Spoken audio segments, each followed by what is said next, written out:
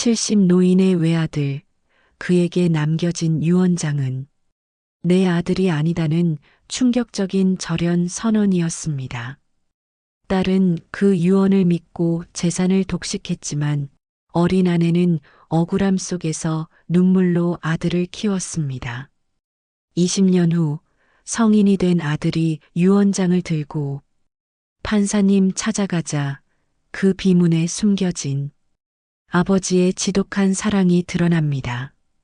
한자의 토 하나에 숨겨진 20년의 비밀, 재산의 주인이 뒤바뀌는 극적인 반전 드라마. 오늘 담비 같은 이야기가 궁금하시다면 좋아요와 구독으로 알려주세요. 일부 늦가을에 피어난 욕망의 꽃. 대기업 김만호의 저택은 마을에서 가장 웅장했지만 안주인의 부재로 인해 깊은 고독과 적막함이 감돌았습니다. 69의 나이에도 만호는 여전히 정정했고 그의 삶은 충분히 길었지만 그 긴 세월이 고독으로 채워지는 것은 견디기 힘든 고통이었습니다. 일찍이 병으로 아내를 잃고 홀로 키운 외동딸 김미연은 이미 출가하여 대를 이었지만 그녀의 효심만으로는 그의 마음속 공허함을 채울 수 없었습니다. 만호는 해질녘 이면 텅 빈 사랑채에 홀로 앉아 지나간 세월과 남은 시간을 덧없이 헤아리곤 했습니다. 노년은 너무나 건강했기에 이 적막한 삶을 그대로 끝낼 수 없다는 강한 생에 대한 의지가 그를 지배했습니다. 결국 만호는 재혼이라는 세간의 시선을 감수하고 인생의 동반자를 다시 찾기로 결심했습니다. 결혼정 보혜사를 통해 그는 20살의 꽃다운 처녀 박순영을 만났습니다. 순영은 가난한 집안의 딸이었지만 맑고 단정한 태도와 순수한 눈빛을 지니고 있었습니다. 만호는 그녀의 집안에 넉넉한 돈과 예물을 보내며 그녀와의 새로운 시작에 대한 자신의 진심과 책임을 보여주었습니다. 주변에서는 노인이 젊은 여인의 미색에 빠져 재산을 낭비한다고 수군거렸지만 만호에게는 순영과 함께하는 하루하루가 기적과 같았습니다. 그는 그녀의 젊음과 온기로 자신의 남은 삶이 채워지는 것을 느끼며 감사했습니다. 1년이 지났을 무렵 순영은 임신 소식을 전했습니다. 만호는 세상을 다 가진 듯 기뻤습니다. 70이 되던 해 그는 늦깎이 외아들 김현수를 품에 안았습니다. 노인의 기쁨은 하늘을 찌를 듯 솟구쳤고 현수는 그의 노년에 찾아온 가장 귀한 보물이었습니다. 그는 현수가 간절히 바라던 삶의 이유이자 이 저택에 새로운 생기를 불어넣는 축복이었습니다. 만호는 어린 아들을 품에 안고 웃는 순영을 보며 자신의 선택이 옳았음을 확신했습니다. 그러나 이 축복은 딸 미연에게는 깊은 상실감과 분노를 안겨주었습니다. 미연은 아버지의 재산이 자신만의 것이라는 확신 속에 살아왔는데 이제 겨우 2살배기 남동생 현수와 재산을 나누어야 한다는 사실에 노골적으로 불만을 드러냈습니다. 그녀의 마음속에는 아버지와 겨우 몇 년 함께 산 새어머니 순영이 아버지의 재산을 노리고 들어온 것이라는 뿌리 깊은 의심이 자리 잡고 있었습니다. 미연은 공개적으로 순영을 멸시했고 노인의 집에 방문할 때마다 날카로운 비난과 냉랭한 시선을 보냈습니다. 만호는 딸의 냉담한 태도와 사위 박지훈의 교활한 눈빛을 모르는 바는 아니었으나 그는 애써 현실을 외면하며 어린 아들과 아내에게만 집중했습니다. 내게 남은 시간이 얼마나 될지 모르는데 이 순간의 행복이라도 만끽해야지라는 생각만이 그를 지탱하는 유일한 위안이었습니다. 이부 절망 속에서 심은 지혜의 씨앗. 하지만 그 평화는 잠시였습니다. 현수가 간신히 아장아장 걸음마를 배우기 시작할 무렵 만호의 건강은 거짓말처럼 급격히 쇠약해졌습니다. 그의 몸은 순식간에 노쇠해졌고 병상에 누워있는 날들이 길어졌습니다. 만호는 자신의 시간이 얼마 남지 않았음을 직감했고 죽음보다 더 두려운 것은 자신이 떠난 후 벌어질 가족 간의 재산 다툼이었습니다. 그의 머릿속은 오직 어린 아들 현수에게 재산을 어떻게 안전하게 물려줄지에 대한 생각으로 가득 찼습니다. 만호는 현실적인 벽에 부딪혔습니다. 현수는 이제 겨우 2살배기였고 아내 순영은 순수하고 세상 물정에 어두워 딸 미연과 사위 지훈을 상대할 지략이 없었습니다. 만약 유언장에 재산을 공평하게 나눈다고 명시한다면 미연은 온갖 구실과 압박으로 순영을 몰아세워 결국 모든 재산을 독식할 것이 분명했습니다. 만호는 딸의 성정을 너무나 잘 알고 있었습니다.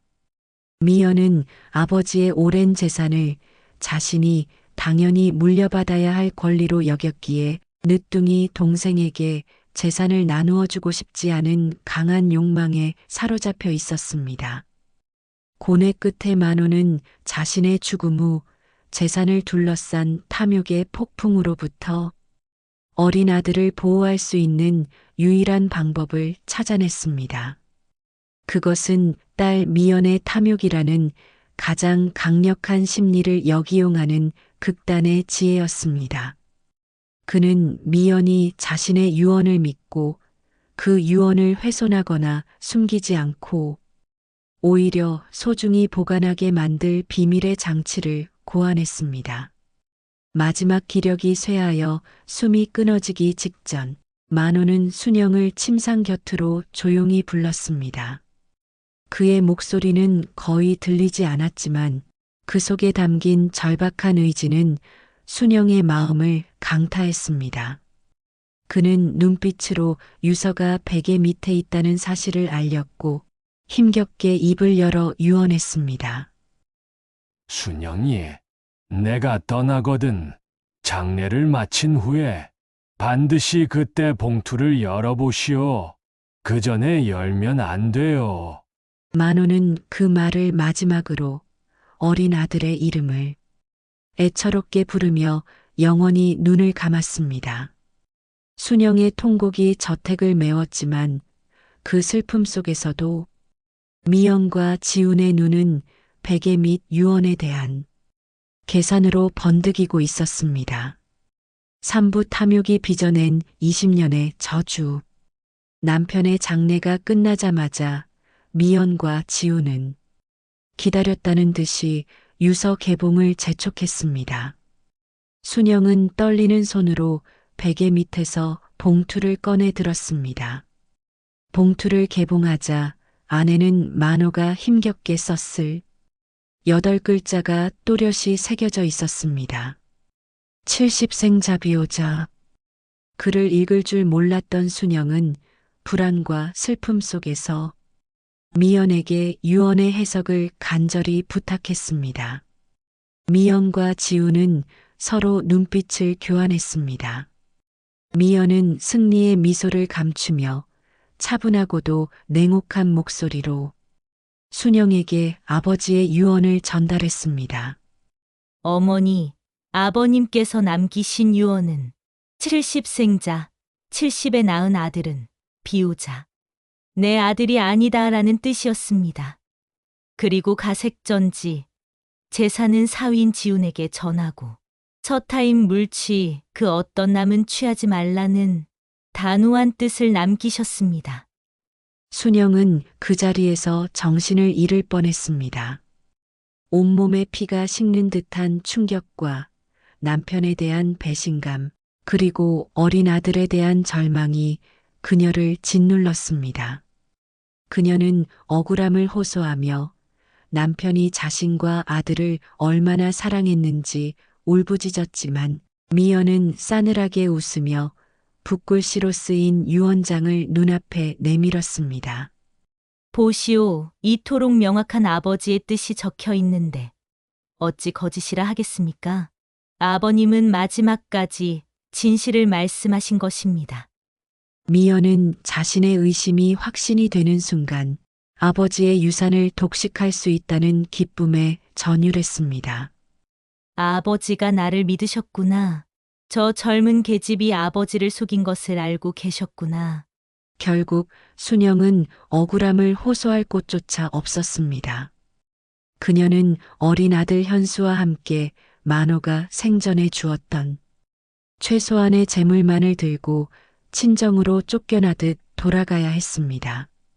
미연은 순영과 현수가 굶어 죽지 않을 정도의 최소한의 생활비만을 배려하는 자비를 베풀었을 뿐 만호가 일군 모든 핵심 재산을 차지했습니다.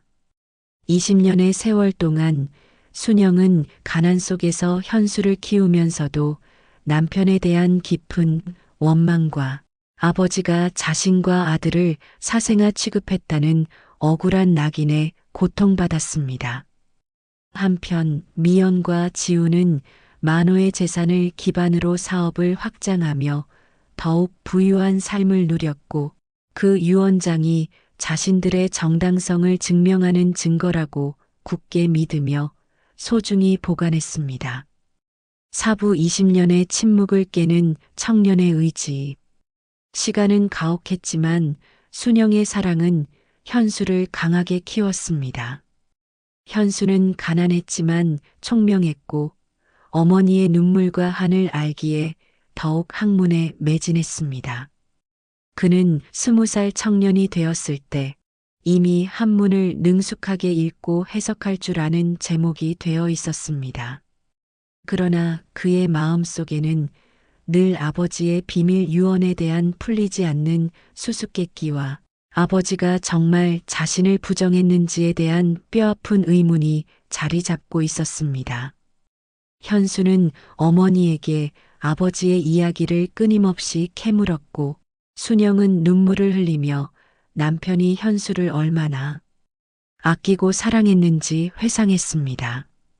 그녀는 남편이 그렇게 현명한 분이셨는데 왜 마지막 유언만은 자신을 배신했는지 도저히 이해할 수 없다고 가슴을 쳤습니다. 현수는 아버지가 자신에게 등을 돌렸을 리 없다는 강한 확신을 품게 되었습니다. 그는 마침내 누나 미연의 집을 찾아갔습니다. 미연은 이미 머리가 희끗희끗해진 노년의 여인이 되어 있었지만 여전히 부와 권위를 자랑했습니다. 현수는 정중하게 아버지의 유언장을 다시 보여달라고 요청했습니다. 미연은 이제 와서 무슨 소용이 있으랴 싶었지만 어차피 자신이 승리한 증거이기에 보란 듯이 낡고 누렇게 변색된 유언장을 내보였습니다. 현수는 20년 동안 미연이 보관해 온 유언장을 손에 들고 그 8글자를 다시 읽었습니다. 70생자 비오자. 현수는 유언장을 베껴 쓴 후 홀로 밤새도록 그 글귀들을 들여다보며 고뇌했습니다.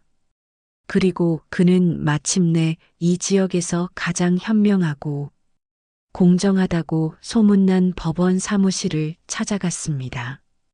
현수는 판사님 앞에서 무릎을 꿇고 자신의 억울한 사연과 아버지의 유언장을 보여주며 숨겨진 진실을 밝혀달라고 간청했습니다.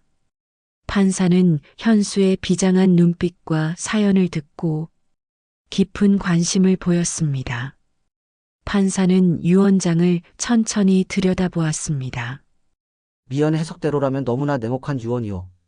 하지만 자네의 아버님이 그토록 지혜로운 분이셨다면 분명 그 뒤에 숨겨진 뜻이 있을 터인데. 오부 20년을 지켜낸 아버지의 지극한 사랑. 판사는 유언장을 뚫어지라 응시했습니다. 그리고 긴 침묵 끝에 갑자기 온몸에 전율이 흐르는 듯 무릎을 탁 치며 외쳤습니다. 그의 목소리에는 놀라움과 함께 깊은 존경심이 담겨 있었습니다. 이야, 자네 아버님께서는 참으로 지혜의 달인이셨구려. 이 유언장에는 아들인 자네에게 모든 재산을 물려주고자 한 아버지의 지극한 사랑이 숨겨져 있었소. 현수는 몸이 굳어버렸습니다. 20년 동안 그를 괴롭혀왔던 모든 의문이 풀리는 순간이었습니다. 그는 판사님에게 어떻게 그 해석이 가능하냐고 눈물을 글썽이며 물었습니다. 판사님은 현수에게 한자의 토를 어떻게 달아 읽느냐에 따라 문장의 뜻이 완전히 뒤바뀐다는 사실을 설명했습니다. 미연이 읽었던 절연의 구절, 70생자, 비호자. 이것은 판사의 해석에 따라 강한 긍정으로 뒤집혔습니다. 70의 아들을 낳는다 한들 내 아들이 아니랴. 내 아들이 맞다는 확신의 선언이었습니다. 이어지는 재산 분배 구절 역시 마찬가지였습니다. 미연이 사위에게 전하라고 읽었던 구절은 사실 아들을 위한 경고였습니다. 가사는 아들에게 전할 것이니 사위 남은 취하지 말라. 아들에게 모든 것을 물려줄 것이며 사위는 남이니 재산을 탐하지 말라는 분명한 경고였던 것입니다. 아버지는 딸 미연의 탐욕이라는 심리적 약점을 완벽하게 꿰뚫었습니다.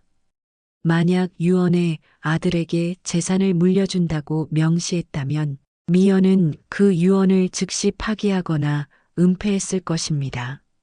만호는 일부러 내 아들이 아니다라는 구절을 넣어 미연이 자신의 욕심을 채우기 위해 유언장을 진실로 믿고 20년 동안 소중히 보존하도록 유도했습니다. 이것은 어린 아들이 스스로 유언을 해독하고 진실을 밝힐 수 있을 만큼 성장할 때까지 딸의 탐욕을 아들의 재산을 지키는 방패로 삼은 20년을 내다본 아버지의 처절한 심리적 방어 전략이었습니다. 이 지혜는 단순한 재산 분배를 넘어 자식 간의 싸움을 막고 동시에 어린 자식을 보호하려 했던 아버지의 지극한 부성애의 증거였습니다. 현수는 아버지의 깊고도 고통스러웠을 속마음을 깨닫고 20년의 억울함과 슬픔을 터뜨리며 오열했습니다. 판사의 현명한 판결로 노인의 재산은 결국 아들 현수에게 돌아가게 되었습니다. 현수는 승리했지만 복수심에 사로잡히지 않았습니다. 그는 누나 미연에게 그동안 재산을 불린 것에 대한 인정을 표하며 자신이 받아야 할 몫의 절반만 가져가기로 결정했습니다. 그는 비록 오해였지만 어린 자신과 어머니를 완전히 내치지 않고 최소한의 생활을 유지할 수 있도록 해준 누나에게 감사의 마음을 표했습니다. 현수는 누나에게 진심을 담아 고맙다고 인사했고 미연은 자신의 탐욕이 아버지를 오해하게 만들었음을 뉘우치며 뒤늦게나마 동생을 인정하고 화해했습니다. 한자의 토에 담긴 아버지의 지혜는 20년의 고통과 오해 끝에 마침내 남매의 화해라는 가장 드라마틱하고 감동적인 결말을 맺었습니다.